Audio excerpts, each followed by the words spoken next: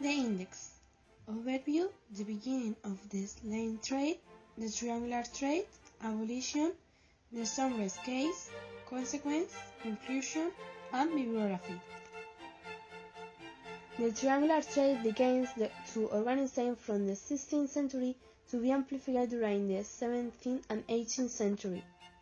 The slave trade refers to the slave trade that took place across the Atlantic Ocean between the 16th and 19th centuries. The vast majority of those involved in the Atlantic slave trade were Africans from the central and western parts of the continent. Triangular trade is a historical term indicating trade among three ports or regions. It usually involves when a region has export commodities that are not required in the region from which its major imports come. Until the 19th century, few people thought there was anything wrong with slavery.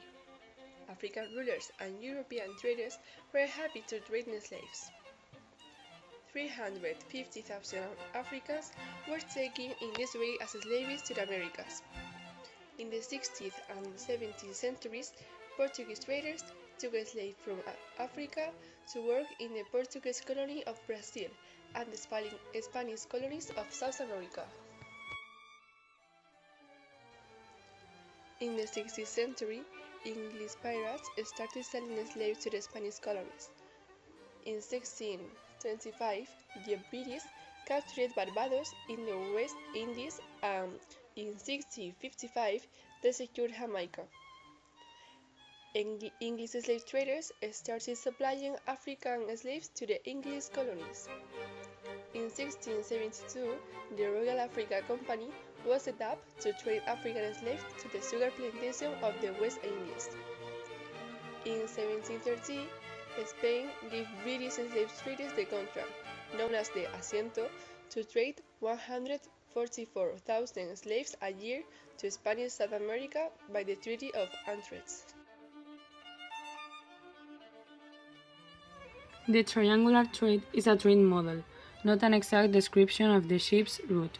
For the best known triangular trading system is the transatlantic slave trade, carrying slaves, cash crops, and manufactured goods between West Africa, Caribbean or American colonies and the European colonial powers, with the northern colonies of British North America.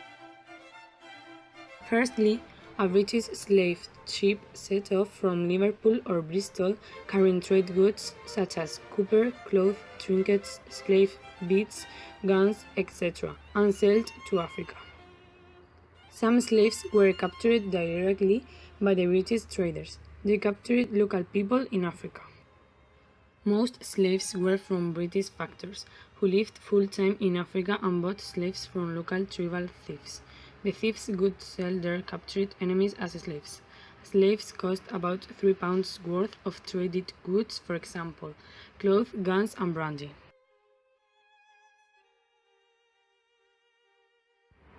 In the second part, the ship sailed across the Atlantic to the West Indies.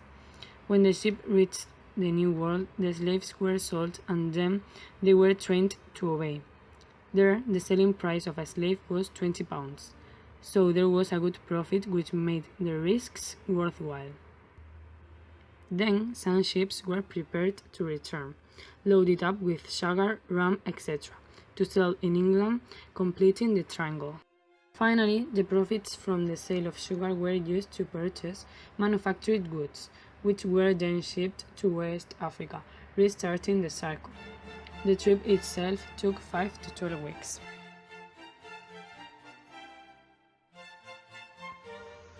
Abolition. At the end of the 18th century, public opinions began to turn against the slave trade. There was resistance to the slave trade. Some African rulers refused to sell slaves of the trades. Occasionally began to attract British slave ships and set the slave free. Sometimes slave mutinied on the warships. The most famous case was the Amistad in 1839. There were many slave revolutions. The most famous leader was Toussaint Louverture, who led successful slave revolution in French Saint-Domingue in 1791. In Jamaica, runaway slaves from Maroon communities that fought against the British soldiers.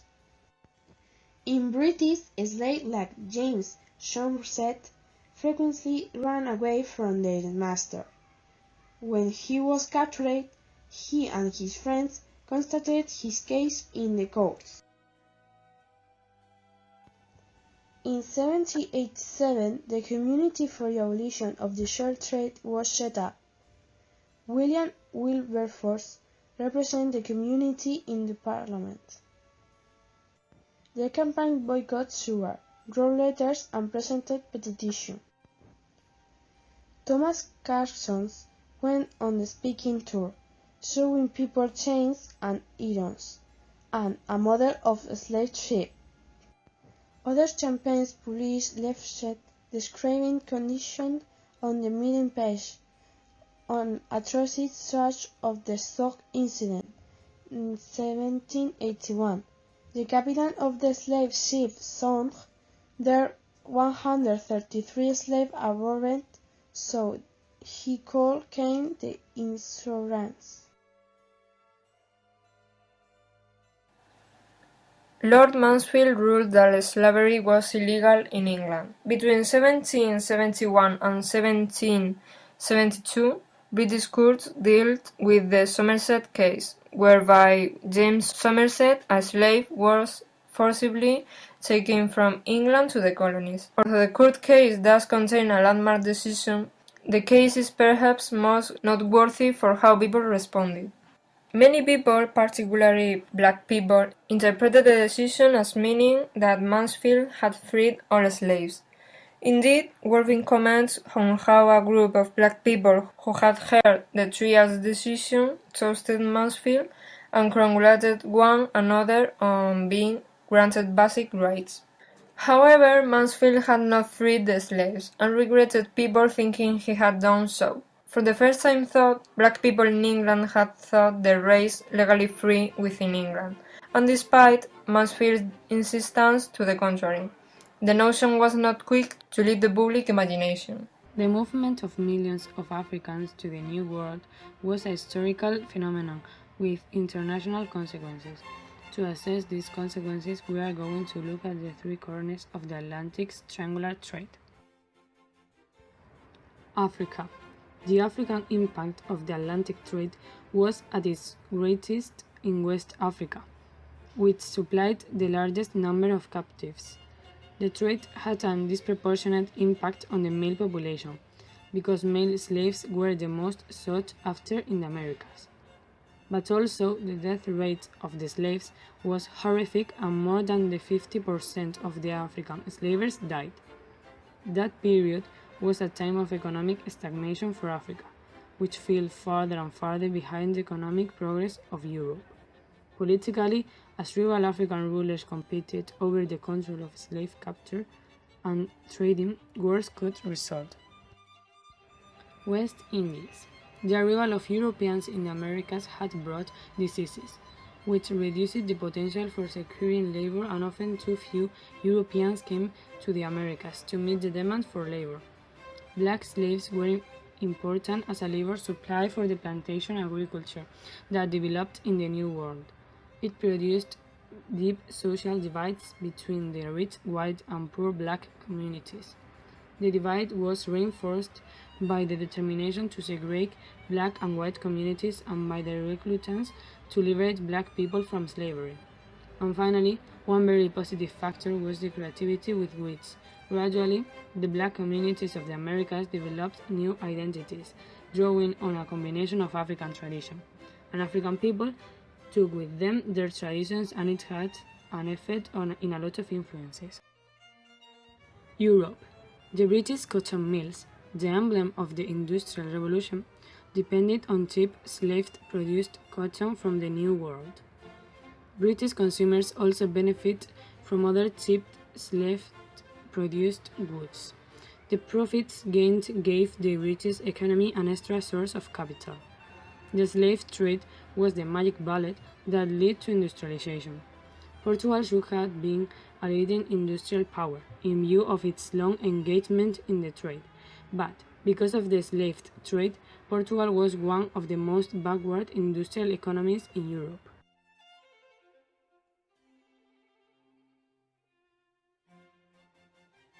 Conclusion. The slave trade refers to the slave trade that took place across the Atlantic Ocean between the 16th and 19th centuries. At first, this new trade looks like a perfect method to Europe, but the Africans were too affected. It produced deep social divides between the rich and the poor, and between the white people and the black communities. The divide was reinforced by the determination to segregate black and white communities, and by the reluctance to liberate black people from slavery. Since the young Mansfield indirectly, black people in England had thought their race legally free.